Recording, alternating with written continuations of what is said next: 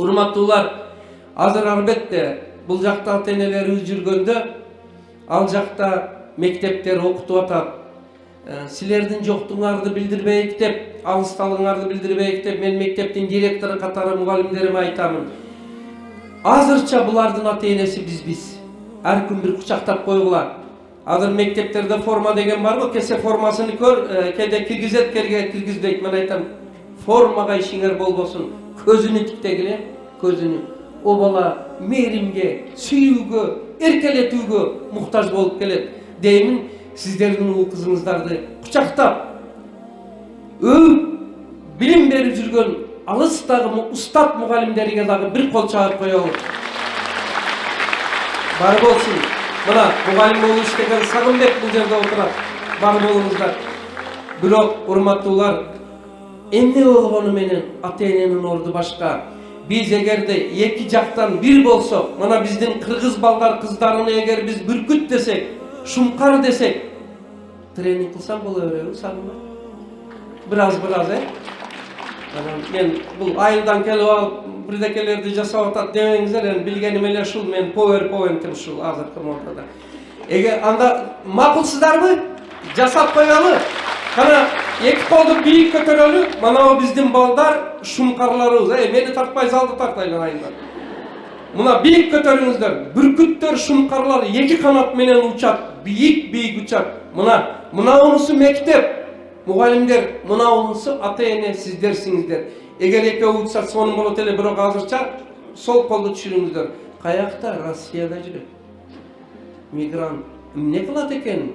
Комузду Евроремонт особняк кылыптыр, орда аларда мен да курам деп кетиптир дейт. Ошондойлор дагы бар Африкада. Кыргызстанда андай жок.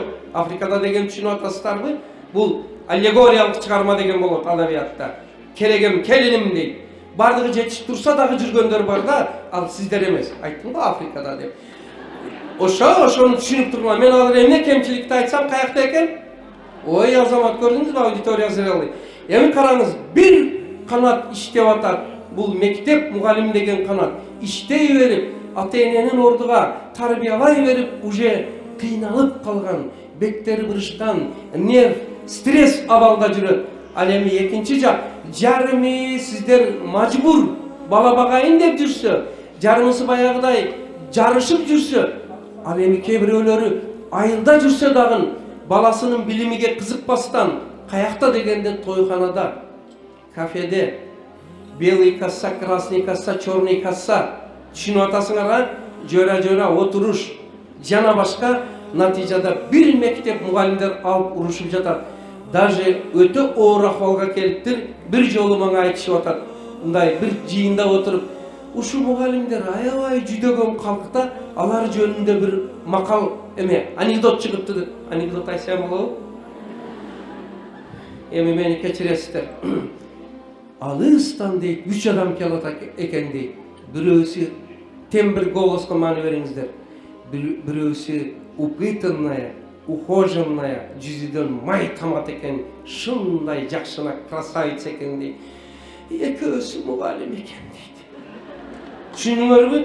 Палтосу эскирген, сапожкасынын каблугу жейилген, колуда чоң сумка, ал сумкасынын чети жыртык, ал жыртык жеринен балдардын дептеринин тек үйдө текшерем деген дептерлери чекесинен чыгып турат экен. Мына беттери бырышкан, чекелери тырышкан, саат таралышып, бири-бири менен тытышкан мугалимдер келип атат экен деди. Мага катык кол чабасыңбы же ыйлайсыңбы билбейм. Мага катык тийди, отурган жерде баягына айтып, ха деп күлүп, мындай нугор иштегендер болот. Терминологияны билсеңиздер, силер мен которуп отурбайын. Жаңы, күчтүү байлар. Бай көп болсун Кыргызда, бирок текти, адамгерчиликти, иманды, мугалимди, устатты унутуп койгон болсо, ал кичине башкача болот экен. Ошентип айтты эле мага катык тийди, мен айттым, ата-энеси аргасыздан Россияда жүрсө, мигрант болуп, барлары дагы баласынын дептериге, билимиге колу бошобосо, ал эми баласы китеп окугусу келбесе, ата-эненин ордуда окугусу келбеген баланы окутам деп жүрүп, Şunday amalga kelgen mugalimdi seler şılдыңдап атасыңар. Внимание! Эгер де ошол мугалимдин ордуда сен болгонуңда, сенин бетиң эмес, бара жогуң тырышып калат эди. Түшүнүңүздөрбү? Сенин бара жогуң тырышып калат эди. Эми баягы келебиз, ал кечирим сурады менден. Эми баягы колду да бир көтөрүңүздөр. Мына мындай эне мектеби, мына мындай жолугушуу, китеп тойлордун айынан элибиз кайрадан бала тарбиясы, таалими барыдан кымбат экен деп кайтадан баласы менен иштөөгө кайтса, Кудай инсап берет, Кудай кааласа. Ошондо эми караңыздар, азыр өтө кымбаттуу сөз айтылат. Ошондо биздин балдарыбыз, бүркүттөрүбүз бийик алатоону ашып түшүп, Россияга, Европага, Америкага барып гумпомош алып келбестен гумпомош берип келе турган балдар болот.